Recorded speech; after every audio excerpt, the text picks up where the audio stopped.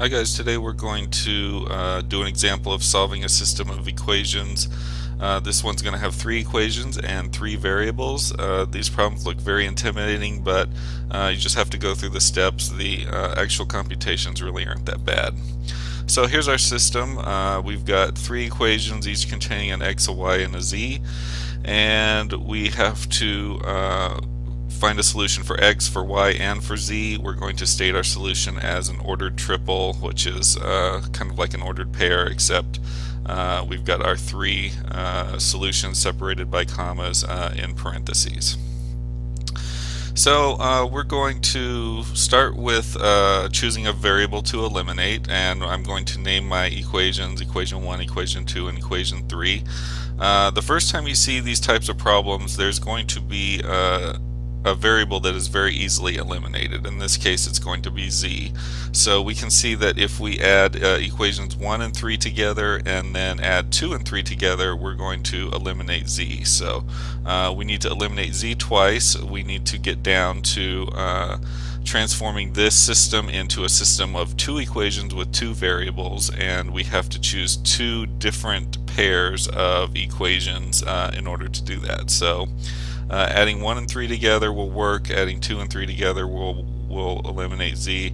You might have to do slightly more computations on your problem. Maybe you'll have to multiply one of the equations by some number in order to set up an elimination, but this one is nice because it's already pretty easily set up for that.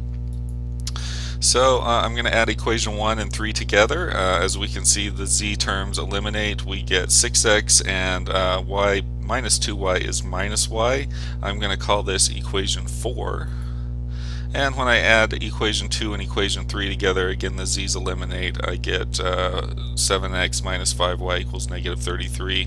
I'm going to call this equation 5. So now I'm going to just look at equation 4 and equation 5 together in a system of two equations that just both have an x and a y together, and I'm going to solve this just like in the problems that we've done earlier in the chapter. So this one isn't too bad. To eliminate y, all we have to do is transform this minus y in the first equation to a plus 5y, so that plus 5y minus 5y is 0. So in order to do that, we just need to multiply equation 1 on both sides by negative 5, and that'll give us a plus 5y term that will cancel with that. So when we do that, we get negative 30x plus 5y equals positive 125. Now adding these two together, minus 30x plus 7x is negative 23x, and 125 minus 33 is 92. So from this equation, minus 23x equals 92. We divide both sides by negative 23, and we get x equals negative 4. So we're 1/3 of the way there. We've got x. The way that we find y is we just have to use our system of two equations with two variables, which was equation 4 and equation 5. Plug in what we know x is, which is negative 4. I'm going to choose equation 4 because it's less complicated, but you can choose either one. You should get the same answer. So plugging in negative 4 for x, we get negative 24 minus y equals negative 25. Adding 24 to both sides gives us negative y equals negative 1. In order to get rid of that negative, we just multiply both sides by negative 1. That will change the signs, and we get y equals positive 1. Okay, we've got x, we've got y, now we just need to get z.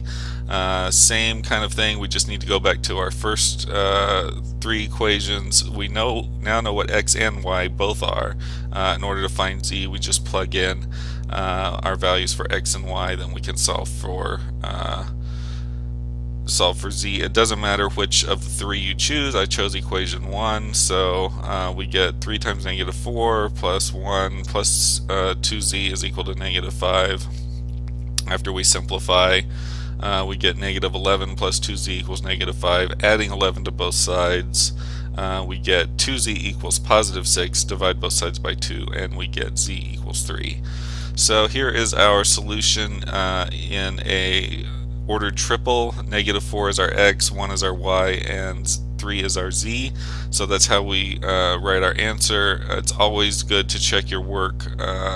You want to choose one of the three equations at the beginning that you did not choose for to find your third variable. So I chose equation 1 to find my third variable. Now I choose 2 to check my work. So I just plug in -4 for my x, 1 for my y, and 3 for my z into the second equation. I get -16 minus 3 plus 6 is equal to -13, and sure enough, when you simplify the left side, you get -13 equals -13.